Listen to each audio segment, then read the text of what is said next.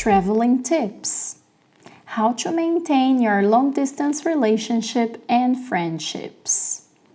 If there's one thing we learned through our travels, it's that there's so many people out there that we can connect and create life-changing relationships with, no matter where they're from, what kinds of lifestyle they lead, and what language they speak. And this leads to one of the best and worst parts of traveling: falling in love. We've all done it more than once, and we've all then had to leave our newfound soulmate at the departure's gate.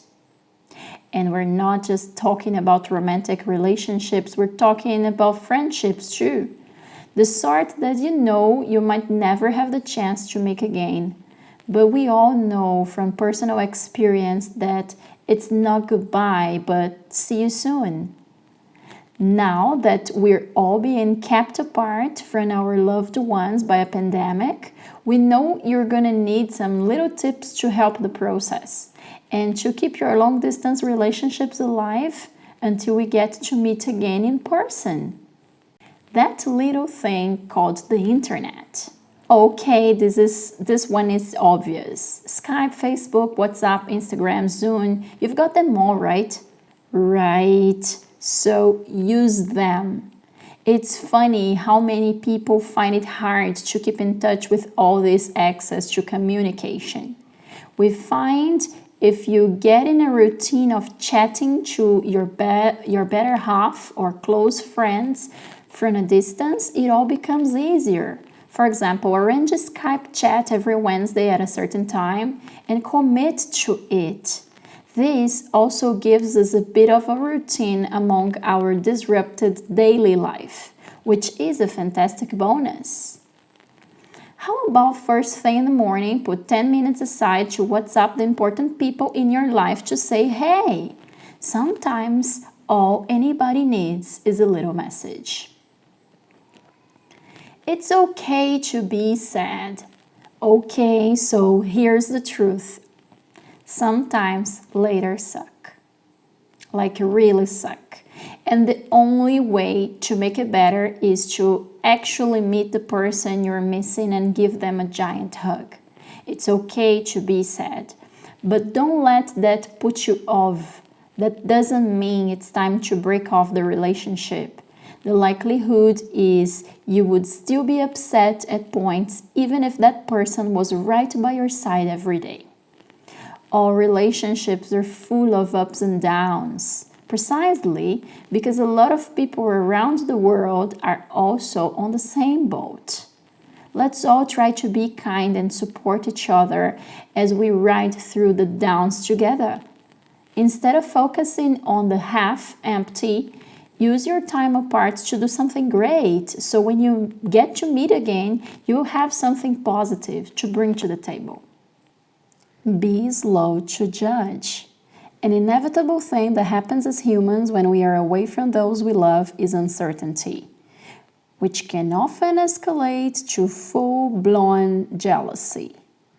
This is an emotion that can destroy relationships, but also one that can be easily avoided. When we're physically apart from one another or have limited exposure to a person or event, we start to make all sorts of assumptions or judgments that are usually exaggerated or untrue. Remember to be slow to judge. Communicate effectively and try not to overthink things. This is when social media is not a great tool. Do not overreact to photos or status or lack thereof. And take time to remember not to jump to conclusions. Create a photo album. It's time to get creative. Photos are a memory captured forever and the best way to keep reliving those fun times. Did you and your best friend meet on the road? Why not make him or her a photo box and stick in funny quotes, plane tickets, photos, and random objects? The great thing about it is it's free of charge. Just grab all the bits and get stick it in a box, or if you fancy a more professional one, there are tons of online providers willing to do the hard work for you. Pictures say 1,000 words. Make them into 1,000,000. Give a gift. Believe it or not, there is a whole store dedicated to long-distance relationship gifts. There's nothing like receiving a tangible gift from your loved one that helps narrow the miles when you're apart. Think pillowcases, mugs, and t-shirts. Kind of cute. Kind of. Send handwritten letters. Who said romance is dead? How do you think people communicated before the internet? Letters, of course. And if you're anything like us, there is nothing more exciting than receiving a handwritten letter, or even a postcard for an extra taste of wanderlust. It shows how much you care and how much effort you're prepared to put into the relationship. Plus, you have something to reread over and over again and keep forever. Make plans. We all know the best ways to deal with the post-holiday blues, and it's kind of the same in a long-distance relationship. Make sure you always have something planned together in the future, no matter how distant this future might seem to be. Find something you can both look forward to once the pandemic is over. This might be the most important bit of advice. If you're not growing together, you will start drifting apart. Having that something to look forward to together will help you keep emotions positive.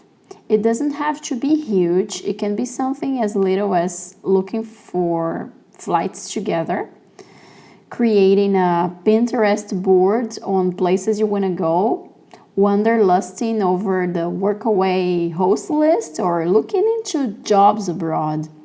Above all, if you work hard enough at it, a long-distance relationship, whether permanent or temporary, can be a lot more rewarding than any other relationship you're in.